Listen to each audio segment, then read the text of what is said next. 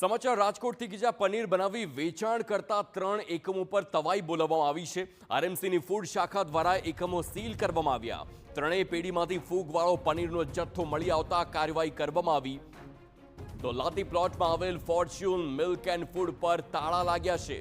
150 foot ring road પર Shriram dairy પર food વિભાગે તવાઈ બોલાવી છે। કોઠારિયા મેઇન રોડ પર શ્યામ ડેરી પ્રોડક્ટ પણ સીલ કરવામાં આવી। 500 કિલો ફૂગવાળી મલાઈના જથ્થાનો ફૂડ વિભાગે નાશ કર્યો। ત્રણેય એકમોને 5000નો દંડ ફટકારીને વધુ કાર્યવાહી હાથ ધરી છે।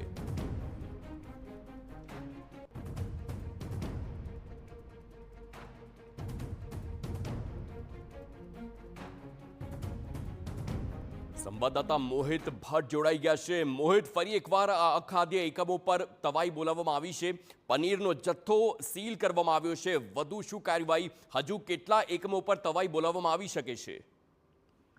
છેલ્લા એક સપ્તાહથી રાજકોટ મહાનગરપાલિકાની ફૂડ શાખા છે તેમના દ્વારા અલગ અલગ જે ફૂડ આઈટમ વેચતા ધંધાર્થીઓ છે, વેપારીઓ છે, તેને ત્યાં તપાસ છે તે હાથ ધરવામાં આવી છે। દરમિયાન ગઈકાલે જે રાજકોટ મહાનગરપાલિકાની જે ફૂડ શાખા છે તેમના દ્વારા પનીરનું ઉત્પાદન અને વેચાણ કરતી આ જે 3 પેઢીઓ છે તે સીલ કરવામાં આવી છે।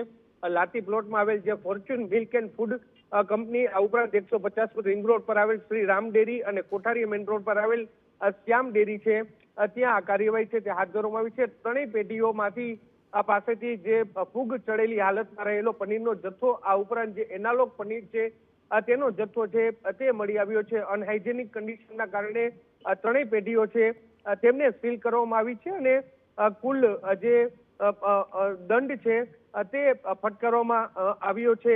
આ ઉપરાંત જે રાજકોટ મહાનગરપાલિકા દ્વારા 500 કિલો જેટલો અન્ય જે મલાઈનો જથ્થો છે તે પણ મળી આવ્યો હતો અને તેનો પણ નાશ છે તે કરવામાં આવ્યો છે।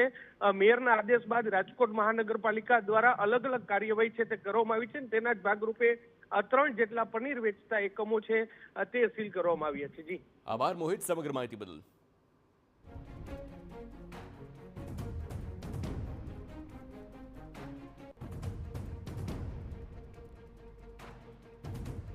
તો આ પ્રકારે અખાદ્ય પનીરનો જે જથ્થો છે, 500 કિલો જેટલો જથ્થો કે જેમાં ફૂગ આવી ગઈ હતી, તેને નાશ કરવામાં આવ્યો છે।